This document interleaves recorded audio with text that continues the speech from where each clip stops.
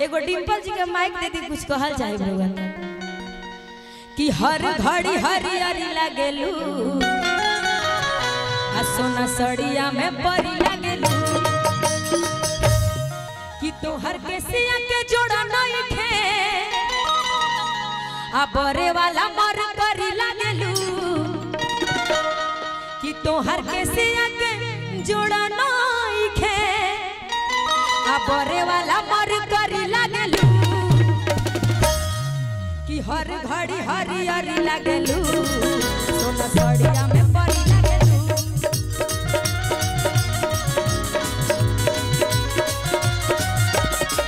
हर घड़ी हरियरी लागेलू सोना सड़िया में परी लागेलू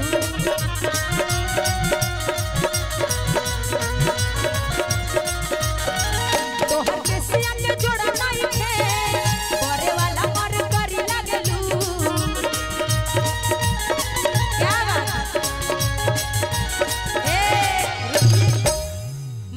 शांत रह लोग। डिम्पल जी केकरा केकरा अच्छा लगता है तनी मर्दे हाथ उठा के ताली बजाओ लो गड़गड़ा के। कुछ कहना चाहते हैं आप भाई लोग के लिए? आई लव माइका नहीं बोल रहा है भैया।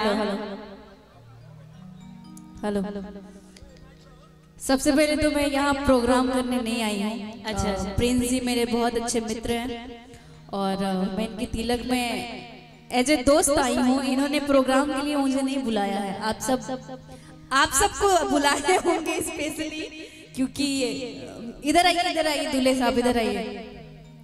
आप जब गाना गा रही थी तो ये भाग रहे थे इधर उधर। अब आप गाइए इनके लिए। अब नहीं भागेंगे, इनके लिए और गा दें। वही गाइए जो दूल्हे का सेहरा गा रही थी। बिल्कुल कि पल भर में कैसे बदलते हैं रिश्ते, पल भर में कैसे बदलते हैं रिश्ते। अब तो हर अपना बेगाना लगता है, दूल्हे का सेहरा सुहाना लगता है, दुल्हन का तो दिल दीवाना लगता है, दूल्हे का सेहरा सुहाना लगता है, दुल्हन का तो दिल दीवाना लगता है।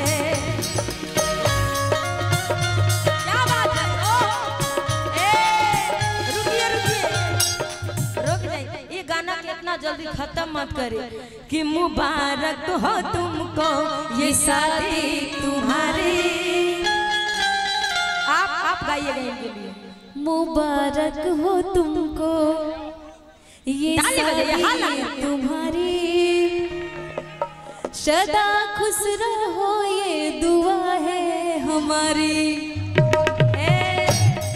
तुम्हारे कदम चूमे ये दुनिया सारी। ये आया मेरा सपोर्टर। वाह। और विनय भाई से तो हमारा 5-6 साल पहले से बहुत अच्छा रिलेशन है, घरेलू रिलेशन बा।